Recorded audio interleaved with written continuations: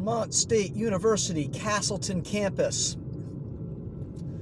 September 10th, start of the fall semester. We do a little tour of the Castleton campus, and we're going to talk about why college is so expensive these days. It's a question a lot of people ask.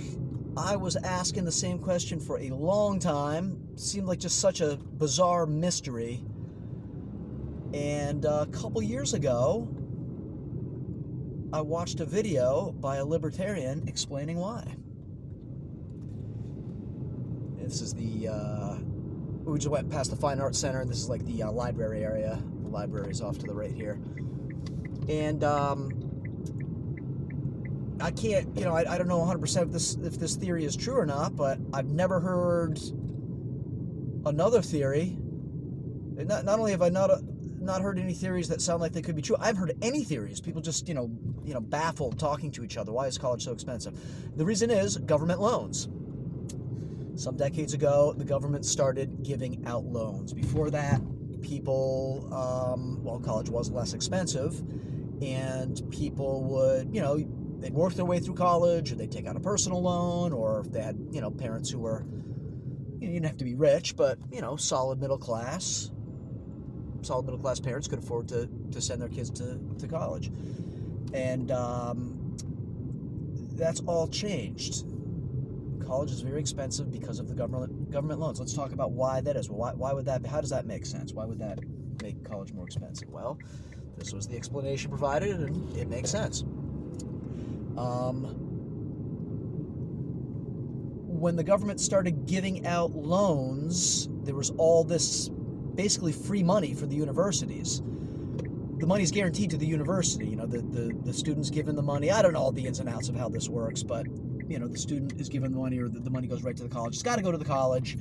And so there's all this money, and all these kids who probably wouldn't have gone to college otherwise. Maybe they don't have much of a plan, but it's like, all my friends are going, so what the hell? When you're 18, you're not thinking about massive debt in the future. I know I didn't, and college was a lot less expensive back then.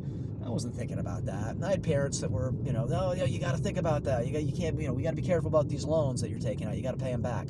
We got the some residence halls right here, ahead, and here. We're going to be coming up to the gym pretty soon here, and the football field, which kind of an interesting story about, interesting theory, I should say, about the football field here. We got the gym. Oh, look at these are nice looking buildings. Dining hall off to the left. And here we have baseball field, football field. The football team is relatively new here. Only several years old. Of course, this being a university is also only several years old. And we'll let this person go.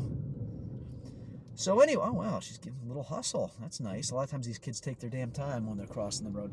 So anyway, you get these kids, all right, hey, I can afford to go to college. Yeah, there's going to be massive debt, but who cares?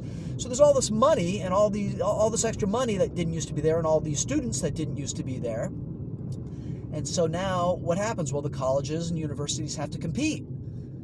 They got to get that grant money. Well, there's that too, but we're talking about loan money. They got to get that loan money. How do they get that loan money? Well, they got to make their school look more appealing. Of course, there's some kids, they just want to get into the best college they can. They've got a solid plan for what they want to be, and they're not necessarily thinking about this stuff, but a lot of kids are.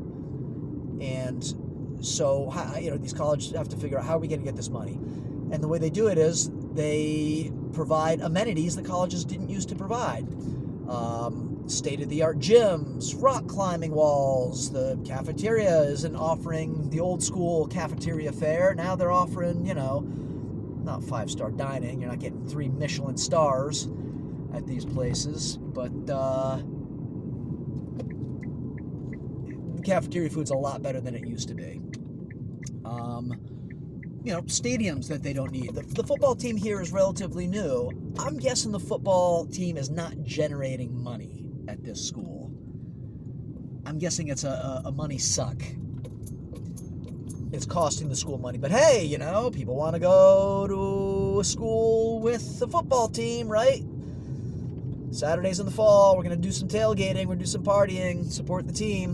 And, so they build a nice, well, it's not really a stadium here, but pretty nice for a small school. This is a university, but it's tiny. Again, I think that's kind of a gimmick, calling it a university, trying to get those students in. So, yeah, basically, there's all these extra students, all this extra money.